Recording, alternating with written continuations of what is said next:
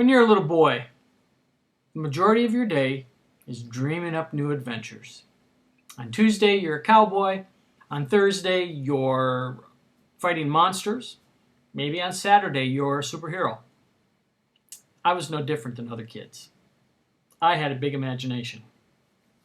We had a garbage truck that used to come through our little subdivision. Now, when I say garbage truck, it was not shaped like the ones that we see depicted in larger cities. This little square truck was just big enough to handle the job. But what was unique is on the side of this truck were these silver metal cylinders, little canisters that were big enough to hold a garbage can. Typically, these little cylinders were empty. And I remember one day watching, and with my friend, I said, that's like riding in a spaceship. If I could get inside that cylinder, I could take a little space ride.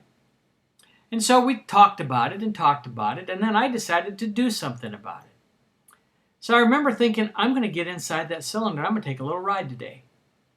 Now, I didn't think through the plan completely. And so getting in was a chore, because as short as I am on the side of a truck, it was a little bit of work to get inside. But I managed to get inside that canister. Slid my body down on the inside, and I was in the spaceship. It was a little bit dark. It was long enough that it was above my head. But I remember as I heard the engine begin to pull away, I was having an adventure. I was on a spaceship. I was taking a little ride. But then came the end of the ride. When the truck stopped, I heard footsteps coming to my side of the truck, near the canister that I was hidden inside of.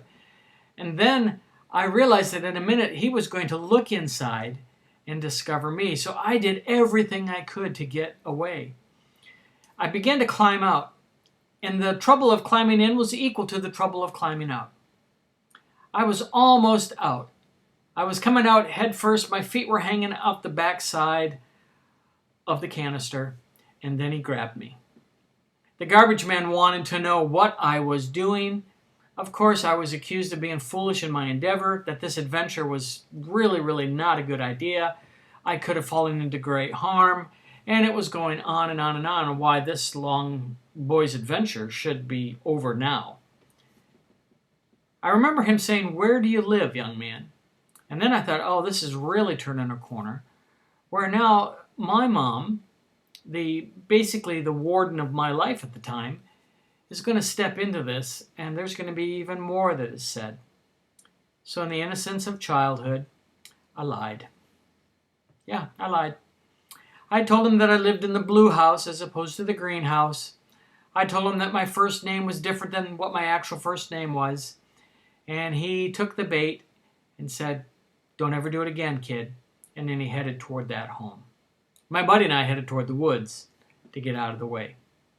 Childhood adventures. You have any of your own? Put it in a comment. That's it.